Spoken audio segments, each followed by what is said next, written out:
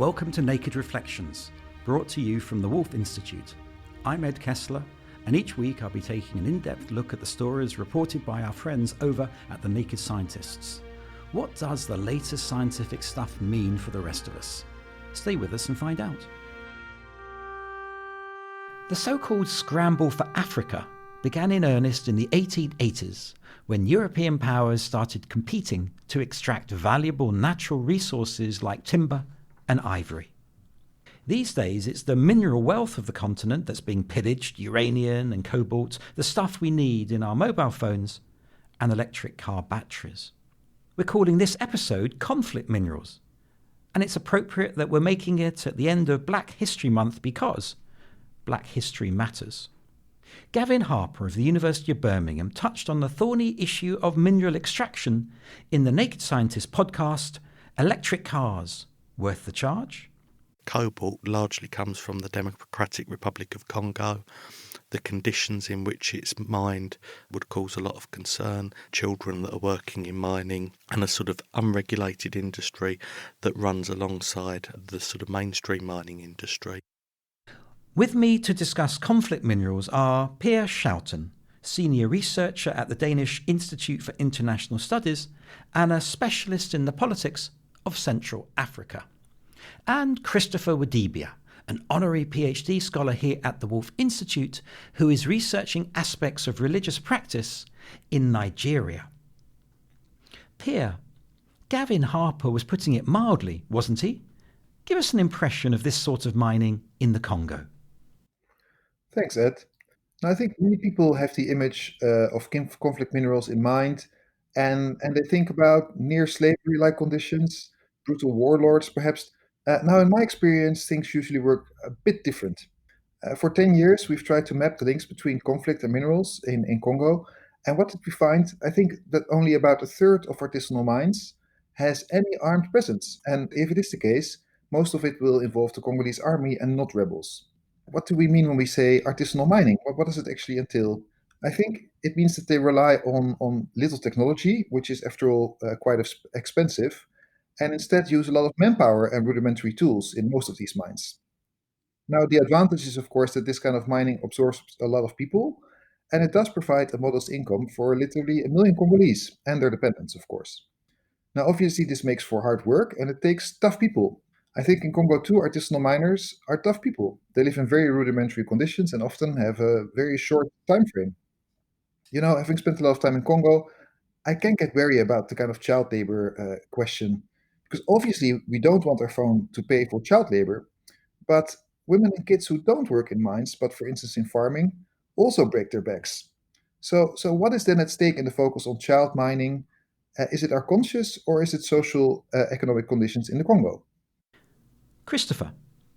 I would say that the juxtaposition of conscious and the economic considerations, I think that's one of the central juxtapositions of importance when you look at this issue of conflict minerals and conflict resources, generally speaking. I think it's also important, and you highlighted this, that we place as central the perspective of the local indigenous actors. You touch about the children and the families and the mothers who, if they're not able to work in mines, they perhaps have to go to work on the farm.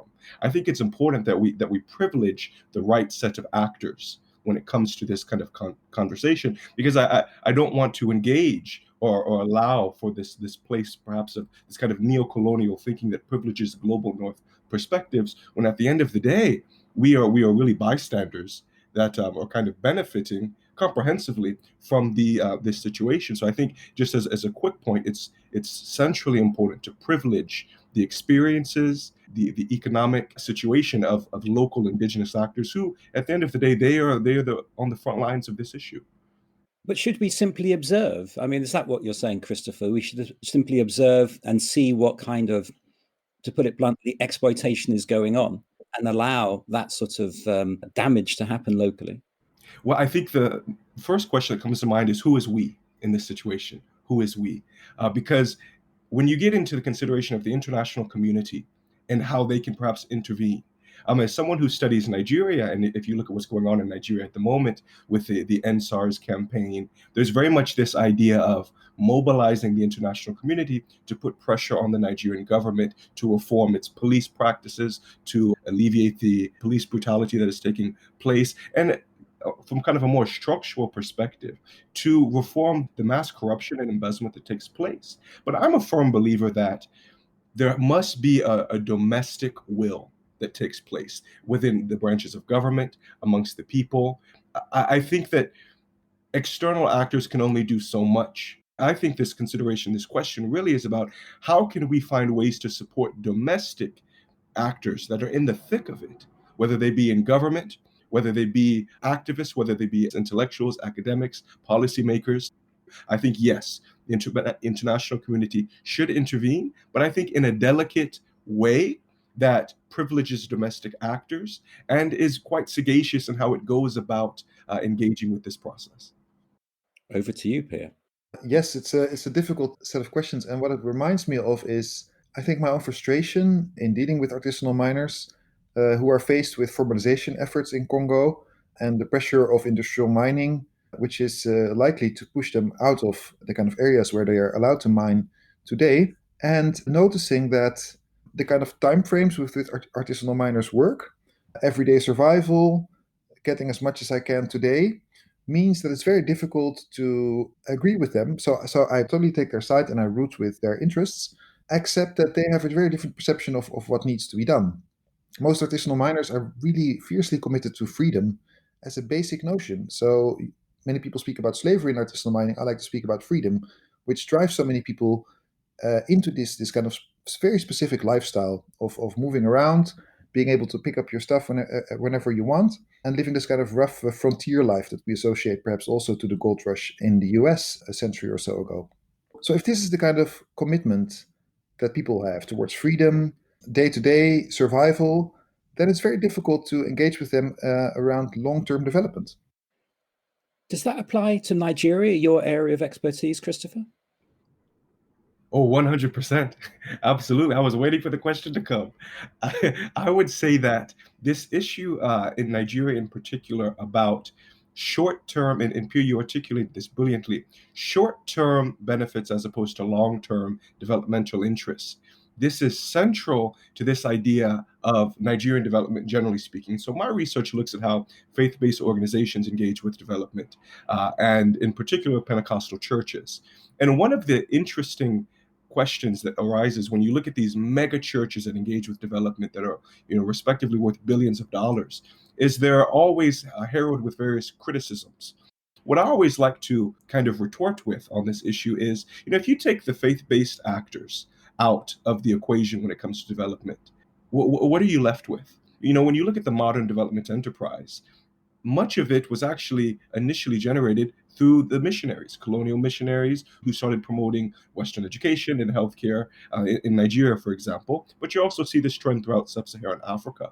My simple calculation is, when it comes to faith-based actors in particular, if you remove them, what is the alternative? Because in one of the profound similarities between Nigeria and the Congo is that you have largely ineffective government structures.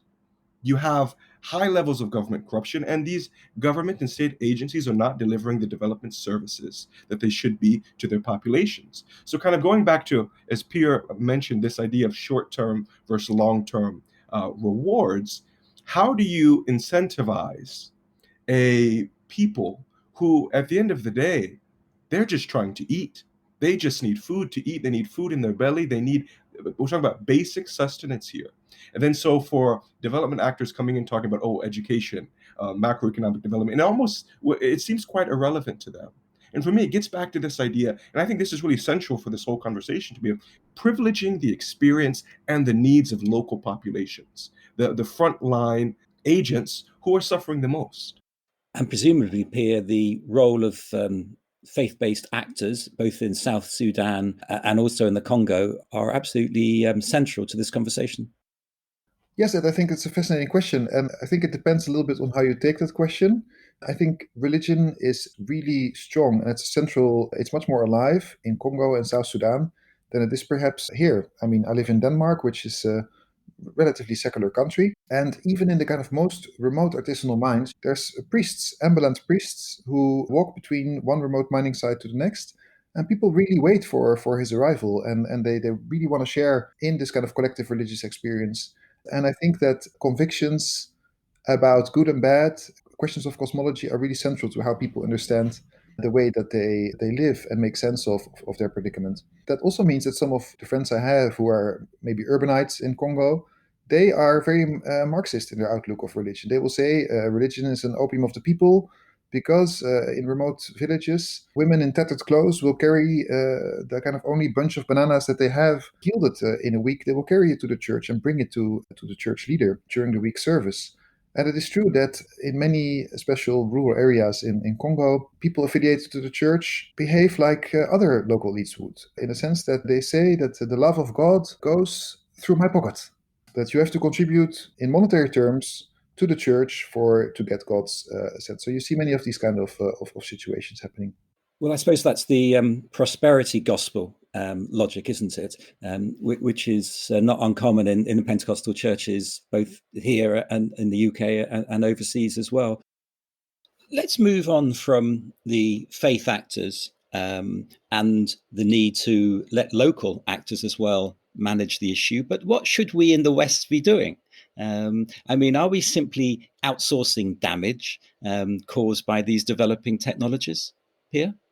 Oh, absolutely. And I think you really nail it there. There's a lot of talk, for instance, about the green transition and how a transition to low carbon technologies would in fact make us dependent on rare or critical minerals that are sourced from largely unstable countries, really. But in fact, most of the minerals we use in these kind of smart or green technologies aren't that rare. What's really at stake, the reason we're really outsourcing their extraction and transformation to other countries, is because of the environmental, health, and social costs involved. If we produce rare earths, now often sourced from China and neighboring countries, in Europe, the costs would be prohibitive, and so would the costs of the technologies that we like to purchase at low prices. But by turning a blind eye, by configuring supply chains essentially not to care, we are able to obtain these kind of coveted resources while having others essentially deal with the mess. I think most people in the Western world are very much aware that the clothes they buy at H&M have some kind of social cost in another part of the world, and that the technologies that they consume do have this kind of environmental and social cost elsewhere in the world. But somehow it feels very difficult, I think, to assume agency over the world we're in and to find spaces which we can make a mark. This is Naked Reflections, and I'm Ed Kessler. My guests this week are Pia Schouten and Christopher Wadibia, and we're discussing conflict minerals. It's worth remembering that mining can be a highly disruptive activity wherever it takes place. Here's Jan Cilliers of Imperial College speaking in the Naked Scientist podcast, Bouncing Bombs and Blacksmiths. I think maybe we should take a step back and just look at the scale of the mines we're dealing with nowadays. The copper mines we're talking about treat literally tens of millions of tons of rock a year to produce hundreds of thousands of tons of copper. But within the mine, maybe only 2% of the rock we mine is valuable mineral and the other 98% is waste. Would you agree we have form in Africa when it comes to destruction? Christopher? Well, I think when it comes to this idea of form of disruption, I think it's important to kind of very much examine the genealogical history, continentally speaking, when it comes to Africa. And speaking from my experience in Nigeria, I think this should begin with acknowledging the colonial dimension. Nigeria was actually a transaction, historically speaking. The Royal Niger Company, which was led by Sir George Goldie, when you look at how Nigeria went about receiving its independence on October 1st, 1960, Nigeria was essentially offered its independence. It didn't have to fight. And one of the difficulties is because of the manner in which you think of the Berlin Conference in the 1880s, which essentially led to the carving up of Africa, it put together within the Nigerian context all of these disparate ethnic communities that largely are their own entities. And I think that when you look at it from a contemporary perspective, one of the difficulties is how do you forge a sense of unity out of these ethnic disparities, out of essentially this large tribal amalgamation that in many ways have their own interests. And you look at the Nigerian Civil War, which in many ways was fought over this precise issue, in which Biafra, the Igbos, sought to separate from the rest of the Nigerian state. And it's more recent, of course, in Sudan, isn't it, with the civil war between the North and the South, Pierre? Yes, it is. And I think that, again, resources were at the core of the conflict there. Although histories of oppression, actually not just decades, but centuries of oppression of Southern Sudanese are definitely very important there as well. I think the whole idea of the state of South Sudan is perhaps the best illustration of the politics, if you will, of natural resources in Africa. Because it would never have been feasible for Western donors to contemplate supporting South Sudanese independence if it weren't for the oil deposits, which lie under its national territory.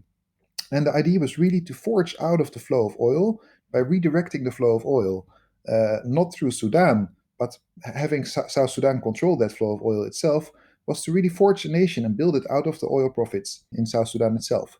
Now, obviously, that experiment has gone awfully wrong, because if you create a state out of a resource which is so volatile, then obviously the kind of political superstructure, if you will, that you build around it will also be marked by that volatility.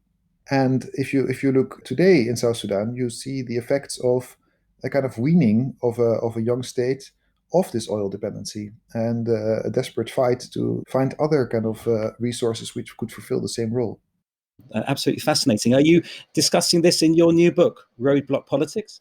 So Roadblock Politics, yeah, the title I think says it in itself, is about the politics of this very banal, everyday, and very nimble kind of object or practice, if you will, the roadblock or checkpoint. And for people who have traveled in Africa, it will stand in their recollections very clearly.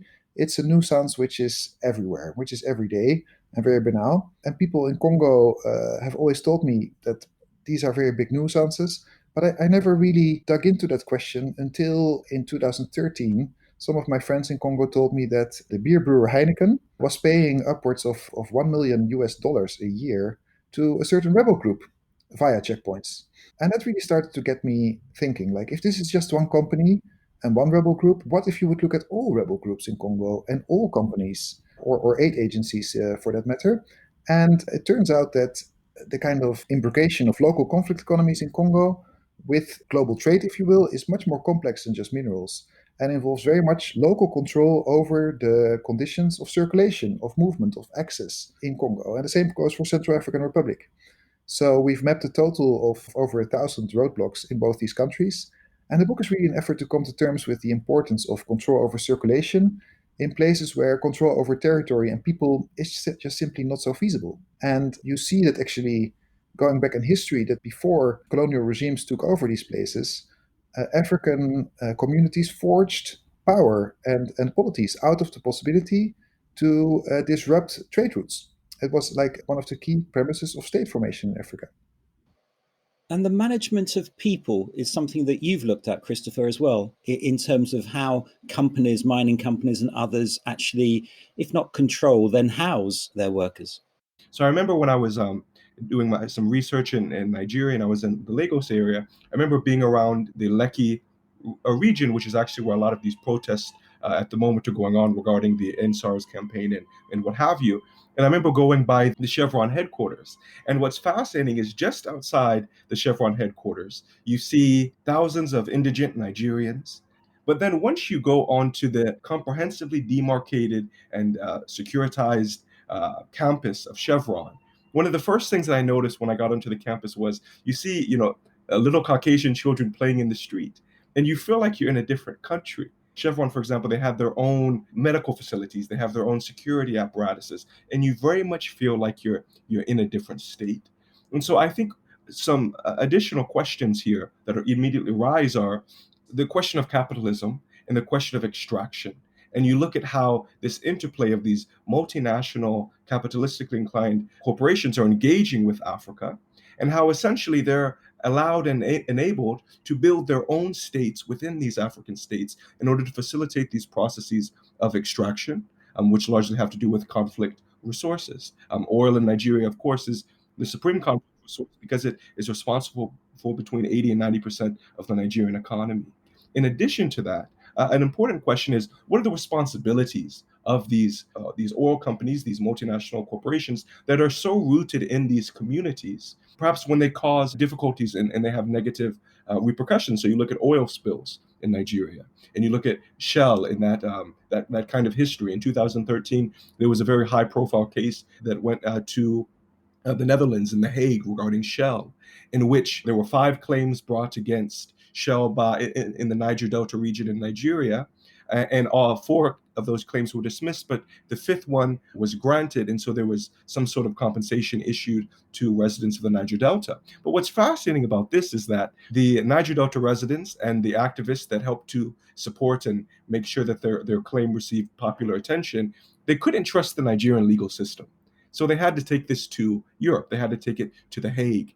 And I think this also highlights the importance of making or ensuring that legal institutions, political, economic institutions, function at I would argue, a commonly suitable level globally. Earlier, you touched on this question of, in the West, what are we supposed to do? Are we supposed to just stand to the side? And what I would do actually is highlight the UN Global Compact, which is basically this idea of business all around the world needs to be socially mindful business.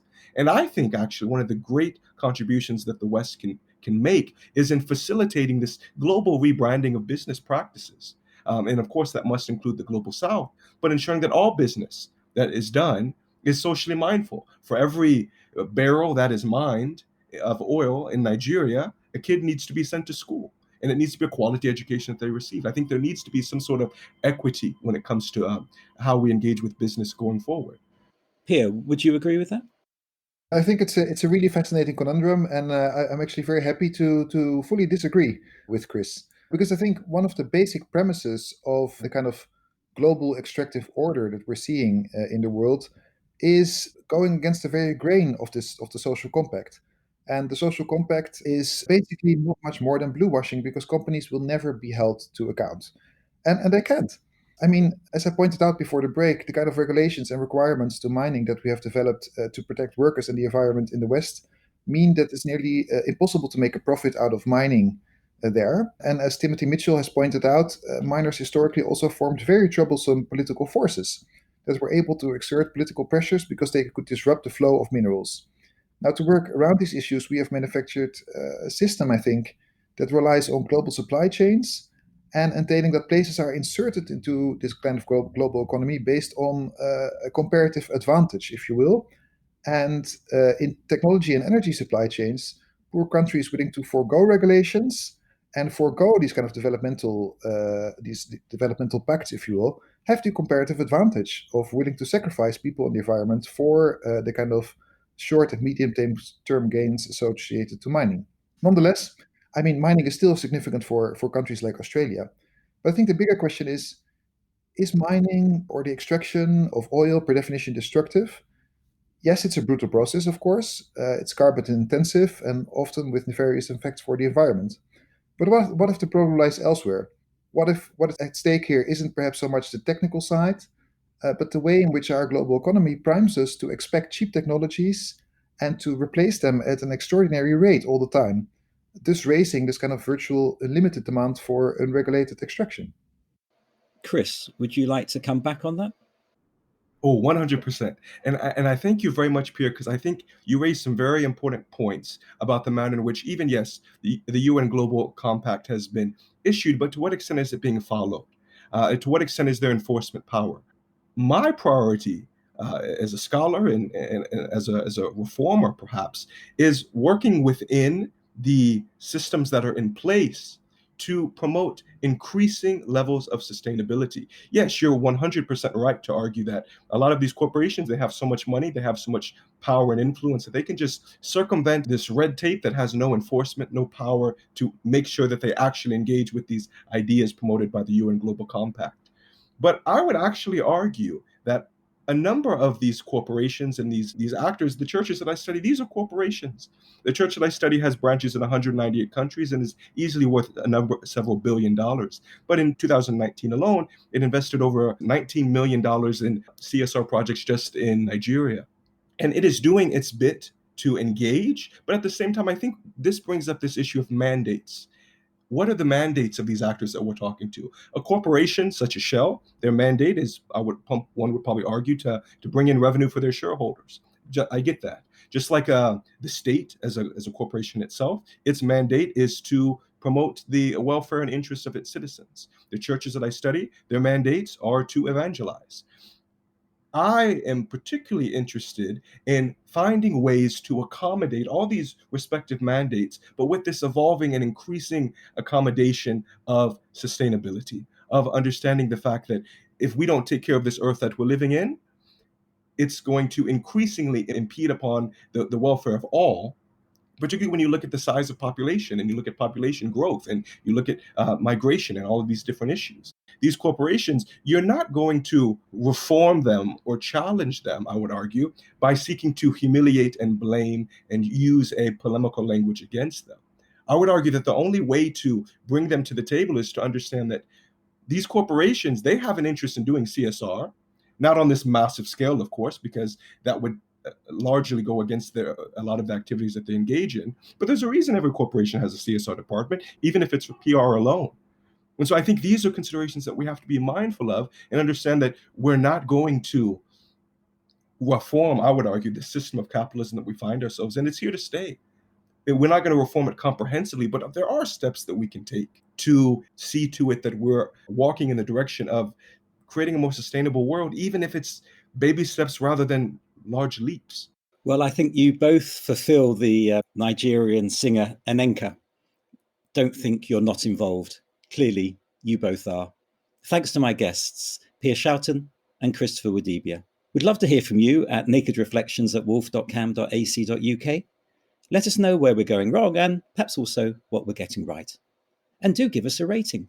If you'd like to catch up with our back catalogue, you can find more episodes of Naked Reflections and subscribe to the Naked Reflections podcast wherever you access your podcasts or at nakedscientists.com/reflections. I'll be back next week with more guests.